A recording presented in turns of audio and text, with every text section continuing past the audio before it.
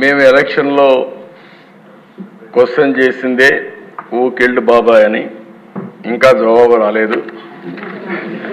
తొందరలో జవాబు కూడా వస్తుంది, దాంట్లో సందేహం లేదు. అధ్యక్ష, ఇది ఒక కేస్ స్టడీ. నేను 40 ఏళ్ళు రాజకీయాల్లో ఉన్నా, 14 ఏళ్ళు సీఎంగా ఉన్నా. నేను చాలామంది ముఖ్యమంత్రులను చూసా. ఇప్పుడే విష్ణుకుమార్ రాజు చెప్పినట్టు ఒక వ్యక్తి ఏ విధంగా చేస్తాడో వివేకానంద రెడ్డి మర్డర్ ఒక ఎగ్జాంపుల్. ఎన్ని ట్విస్టులు తిరిగాయో రెండో ఎగ్జాంపుల్. కడాన ఎవడైతే అక్కడ సిఐ సీన్లో ఉన్నాడో మర్డర్ జరిగిన తర్వాత ఫస్ట్ వెళ్ళాడు.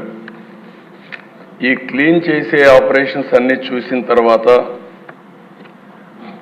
అతను సిబిఐకి ఇన్ఫర్మేషన్ ఇవ్వడానికి సిద్ధపడితే ప్రభుత్వ దుర్వినియోగంతో అతనికి ప్రమోషన్ ఇచ్చి సిఐ నుంచి డిఎస్పీ తిరిగి సిబిఐ పైనే ఆరోపణలు చేసే పరిస్థితికి వచ్చారు. అధ్యక్ష, ఇన్వెస్టిగేషన్ ఆఫీసర్ పైన కేసు పెడితే సిబిఐ, ఆ ఇన్వెస్టిగేషన్ ఆఫీసర్ హైకోర్టు పోయి బెయిల్ తీసుకునే పరిస్థితికి వచ్చాడు. ఇది రాష్ట్ర చరిత్రలో ఎప్పుడు చూడలే. ఇవన్నీ దేశ చరిత్ర ప్రపంచంలో కూడా జరుగుండవు. ఈ దేశంలో కాదు, వేరే ప్రపంచంలో ఎక్కడా జరగవు.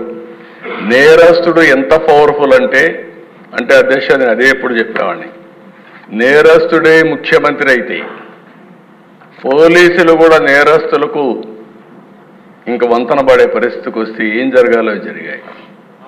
అధ్యక్ష, సిబిఐ లాంటి సంస్థ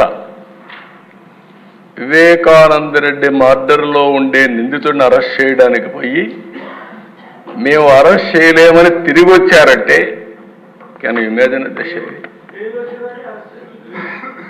తర్వాత కూడా అరెస్ట్ చేయలేదు. ఇప్పటికి కూడా కాదు, బెయిల్ వచ్చే వరకు అరెస్ట్ చేయలేదు. అంటే దీన్ని ఏ విధంగా అభివర్ణించాలనో అర్థం కాని పరిస్థితి. అంటే ఏం చేస్తారో కూడా మనం గుర్తుపెట్టుకోవాల్సిన అవసరం ఉంది అధ్యక్ష. అది అయిన తర్వాత కోడికత్తి డ్రామా చూసాం, గులకరాయి డ్రామా చూసాం. కోడికత్తి డ్రామా పనిచేసింది కానీ గులకరాయి డ్రామా పనిచేయలేదు. అప్పటికి అర్థమైపోయింది ప్రజలకి. అందుకే మొత్తం వన్ సైడ్గా ఓట్లేసే పరిస్థితికి వచ్చారు.